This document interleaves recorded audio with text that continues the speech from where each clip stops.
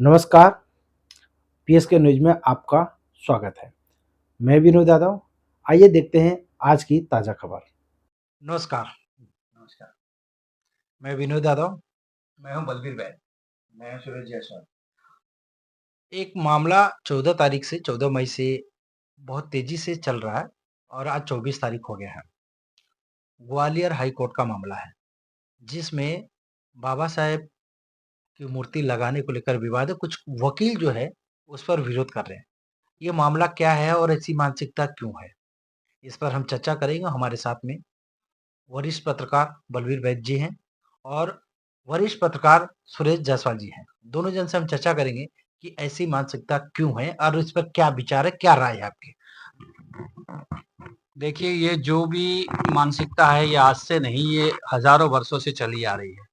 हमारा दुर्भाग्य ये है कि हम लोग इतने पढ़ लिख गए हैं, चाँद पे दुनिया पहुँच गई है, लोग बड़ी-बड़ी बातें करते हैं, एकता की बात करते हैं, समाज की बातें करते हैं और भाईचारे की बात करते हैं, लेकिन ऐसे समय पे वो लोग बदल जाते हैं। अब सोचिए क्या उम्मीद की रखी रखी जा सकती है? जो एलएलबी किए हैं, एलएम किए हैं, जो बड़े वकील बन गए हैं, हाँ, आज जो high court, Gwalior high court के जो वकील हैं, वो आपस में लड़ रहे हैं, वो विरोध भी कर रहे हैं, तो किस बात का विरोध कर रहे हैं? हाई कोर्ट ने मूर्ति लगाने की, बाबा साहब आम्बेडकर की मूर्ति लगाने की इजाज़त दी और हाई कोर्ट ने ही उसके पैसे का बंदोबस्त किया। हाई कोर्ट ने ही उसकी जगह निश्चित की। सारी चीज़ हाई कोर्ट कर रहा है और दुर्भाग्य देखिए कि जो व्यक्ति एलएलएम एलएलबी ये अपना एलएलबी करके वकील बने हैं, वो बाबा साहब अम्बेडकर की मूर्ति लगाए जाने का विरोध कर रहे हैं। वो कह रहे हैं कि उनको भले आप नेहरू जी की मूर्ति लगा दीजिए, गांधी जी की मूर्ति लगा दीजिए, किसी और की मूर्ति लगा दीजिए। तो ये देखिए सांप्रदायिकता इतनी गहरी जड़ें पहुँच चुकी है हमारे देश में कि ये सांप्रदायिकता जाने का नाम ही नहीं ले रहे हैं। हमारे पढ़े-लिखे लोग, जो कानून के जानकार लोग, जो संविधान पढ़ के वकील बने हैं, वही लोग उस चीज़ का विरोध कर रहे हैं, जो उनको नहीं करना चाहिए। ठीक है। अब यही सवाल हम सुरेश जी से करेंगे। सुरेश जी, आप भी पढ़े लिखे हैं? हाँ सर। ओके, ठीक है। जिस तरह से वकील विरोध कर रहे हैं, तो ये वकील क्या देश के आज़ाद होने से पहले वकील बने थे या संविधान बनने के बाद उस दायरे में पढ़ाई करके वकील बनकर वकील बने हैं? नहीं तो ये तो संविधान जब हुआ है 1947 के बाद ही जब बाबा साहब अम्बेडकर आए तभी संविधान लागू हुआ है और आज हमारे भारत को आजाद होके हो गया 77-78 ईयर्स हो गया है। और ये जो आज की नई पीढ़ी है जो आज ऑब्जेक्शन कर रहे हैं, वकालत कर रहे हैं, उन्होंने जो बाबा साहब अम्बेडकर ने हमारी संविधान को उन्होंने बनाया, इतना सब कुछ मेहनत करके उन्होंने किया, इन्होंने जो पढ़ाई की है, लॉ की डिग्री जो पाई है इन्होंने संविधान के थ्रू ही तो इन्होंने पाई है। ऐसा तो नहीं कि उनके अलग से पढ़ाई की है। और ऐसे वो लॉयर हैं, अधिवक्ता हैं, उनको आईपीसी सीआरपीसी की दुनिया की नॉलेज होती है। तो मुझे तो कहीं ना कहीं लगता है कि उन्होंने जो पढ़ाई की है वो उन्होंने बाबा साहब अम्बेडकर की या तो लॉ की पढ़ाई के गाइडलाइन से पढ़ाई नहीं किया हुआ है। अगर वो उस हिसाब से उन्होंने पढ़ाई किया होता था तो बाबा साहब अम्बेडकर का दुरुपयोग नहीं करते थे या उनकी मूर्ति को ऑब्जेक्शन नहीं करते थे। तो मुझे कहीं ना कहीं लगता है कि इसमें वो जो ऑब्जेक्शन किया जा रहा है, ये जो बड़ी कास्ट के लोग हैं, जात के लोग हैं, जो वो लोग ऑब्जेक्शन कर रहे हैं कि बाबा साहब अम्बेडकर की मूर्ति नहीं लगाई जाए। और मेरे हिसाब से ऐसा लगता है कि जो ऐसे अधिवक्ता ऐसा कर रहे हैं, बार काउंसिल या बार एसोसिएशन कर रहे हैं, मेरी सरकार से या हाई कोर्ट से या सुप्रीम कोर्ट से रिक्वेस्ट है कि ऐसे लोगों का लाइसेंस निरस्त कर दिया जाए कि वो दोबारा कभी ऐसा गलती न करें। क्योंकि बाबा साहब अम्बेडकर जो है हमारे भारत का संविधान बनाया है, वो भारतीय हैं, उन्होंने जात पात का भेदभाव नहीं रखा है, एक समान रखा है। फिर ये अधिवक्ता लोग जात पात का भेदभाव करके या हमारे संविधान को मूर्ति को लगाने क्यों नहीं दिया जा रहा है? जब हाई कोर्ट का ऑर्डर है तो ये काम है लॉ एंड ऑर्डर का कि उसको कैसे भी करके वहां पे मूर्ति स्थापित किया जाए। ठीक है, चलिए। अब एक सवाल और हम पूछेंगे। जिस तरह से पहले के वक़्त में कहा जाता था, जब पढ़े-लिखे लोग नहीं थे, कम थे, तब कहा जाता था कि अगर हमारे देश में पढ़े-लिखे लोग हो जाते, तो देश की तरक्की और तेज़ी से दुगुना बढ़ता, ठीक है? अब जब आज़ादी के बाद में जब बाबा साहब के संविधान के वजह से जब लोगों को पढ़ने का अधिकार मिला, मौका मिला, उसके बावजूद भी पढ़े-लिखे लोग इस जाति व्यवस्था पर अभी भी क्यों टिके हैं सर? आप दोनों जन से सवाल है मेरा। ये जो है जाति व्यवस्था जो टिकाई हुई है हमारे जो सांप्रदायिक जो लोग भावना रखते हैं, जो सांप्रदायिक हिसाब से चलते हैं, उन्हीं लोगों ने टिकाई हुई है। उनका विश्वास जो है संविधान में नहीं है, उनका विश्वास जो है जाति प्रथा पे है।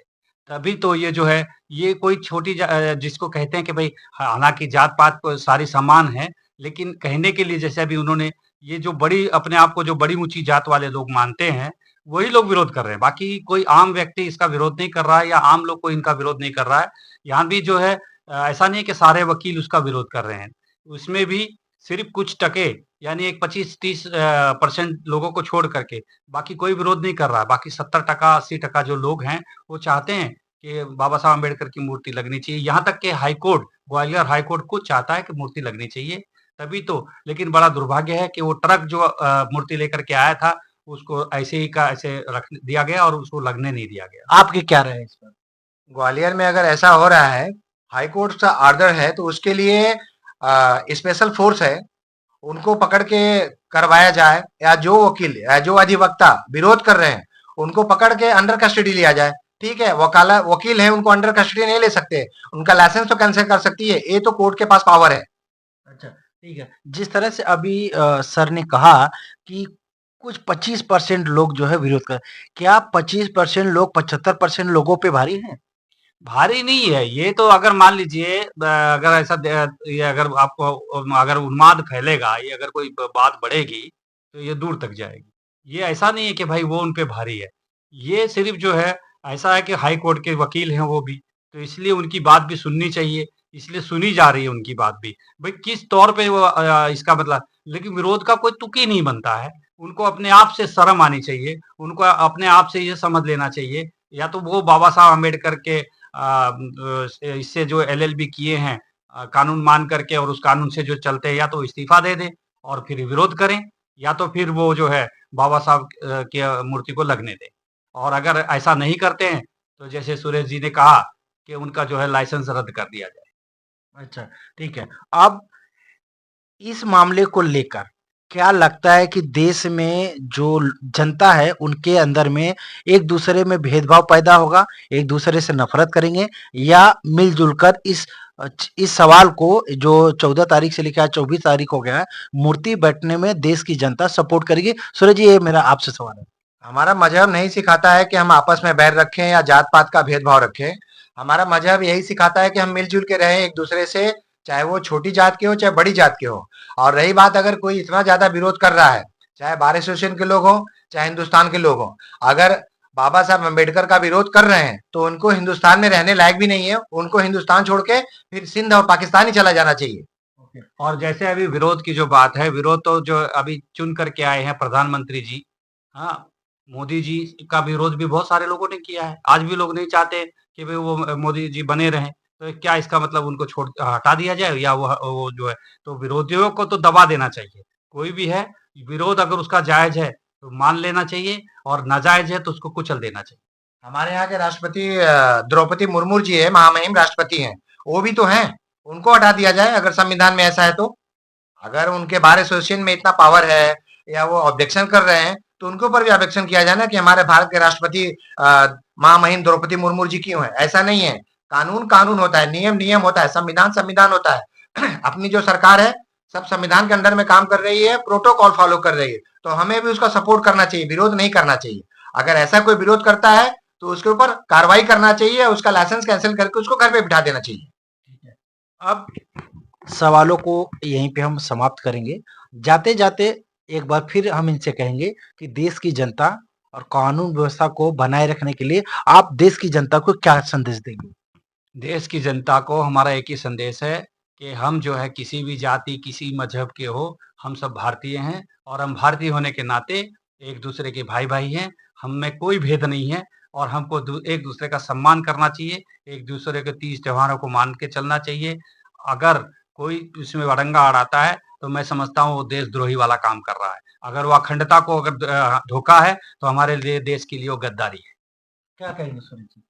सही बोल रहा है, अगर हमारी शांति व्यवस्था को कोई भंग करता है तो उसके ऊपर सख्त सख्त कार्रवाई करना चाहिए, पुलिस को, कानून व्यवस्था को।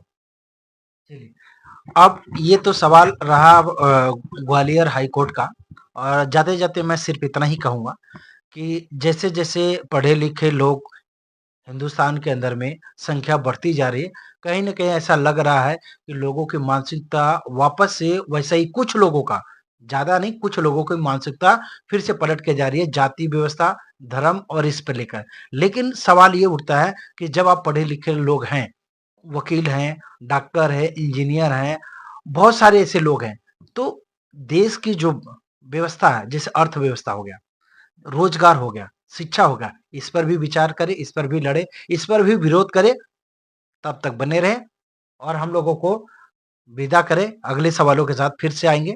नमस्कार। नमस्कार। आज के खबरों का सफ़र यहीं तक।